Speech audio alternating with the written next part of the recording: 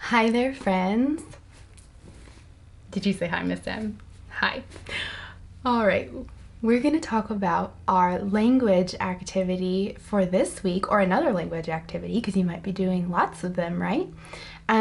This week, one of the fun things that I am suggesting you might do, especially with the sun shining so much, is go on a nature scavenger hunt.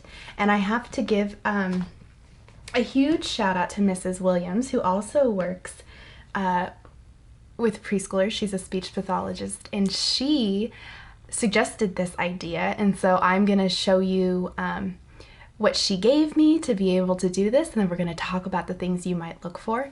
But first, we have to check in with our plant, our basil plant. Now, if you did our gardening activity last week, then you helped me plant this. So thank you, because let me see if I can safely show you how much it's growing.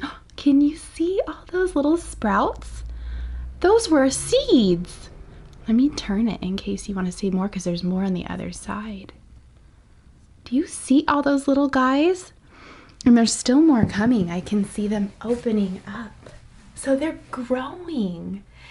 I'm so excited. This is so much fun. It's been so fun to get to do this with you. So thank you for helping me, because you did such a good job telling me when to add water and when to put the soil in, because they are some happy plants. But I'm going to put him back in the sunshine, because as you know, sun helps them grow. All right, let's talk about our scavenger hunt. So what we're going to do for this, and now you might want to, moms and dads, write, oh, hair in my mouth, write this list down, or you might be able to print it out. But this list of things to look for will be helpful, because then when you're describing them, you'll already know what they are, and you can kind of work backwards and talk about what things look like. And I recommend, this would be really fun for you too, is as you find everything on this list and you're checking it off as you go on your scavenger hunt, you taking pictures of your child with the item. So when you get back to your house, if you go in the neighborhood, now even if you go in the backyard, when you get back inside and you're maybe sitting at a table or on the carpet or something, you can look at each picture, and it helps build that relatable context for your child to be able to say, I found this and I found that. So I highly recommend that as well, because that's always fun, and it makes it, like I said, more relatable. It helps us remember what, I mean, that's why we take pictures, right? And then when they're showing it, maybe they show it to brother or sister or grandma, grandpa if you're FaceTiming, and they can be able to show the picture too, which makes it very exciting.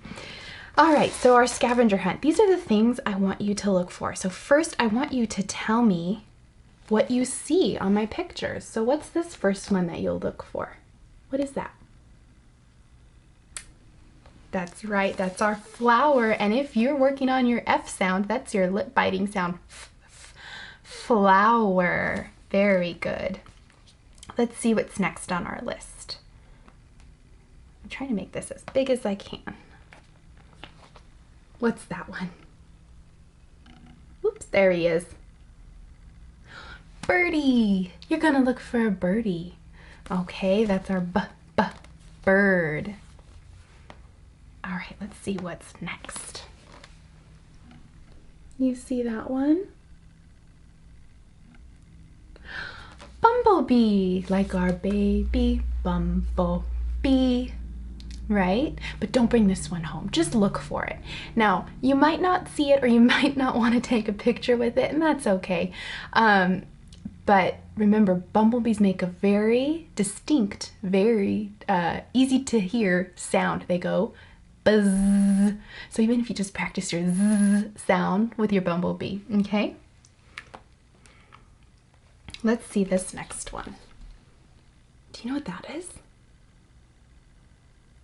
Now you might have said a stick or a twig, and it is. It can also be called a branch, and that starts with our b sound too. Branch. Okay, so you might find a branch, but again, you might call it a stick or a twig, and that's okay. All right, and the next one, are you ready? Now this one you probably will find, but you might not be able to get close enough to take a picture with it. It's really hot and it looks yellow, especially when we draw pictures of it. You guess what it is?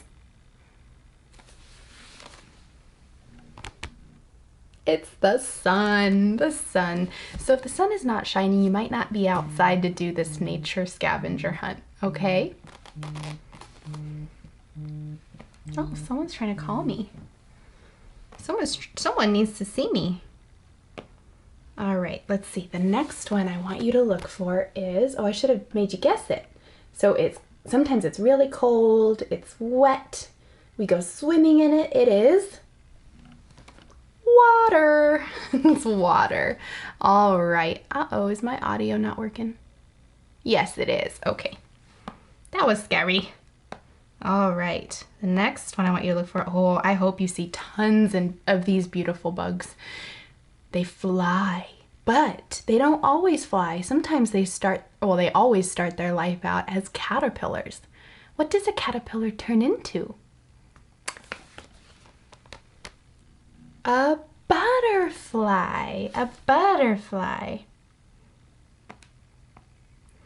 All right, and the next thing I want you to look for, it might find it on your stick or your branch. You might find it on a tree or a bush. It's green, and it starts with the L sound. It's our leaf. It's our leaf. Very good. All right, the next one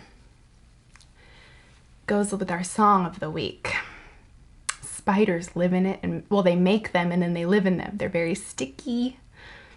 You know what that is? It's a web. It's our web. Can you see that? That's our web.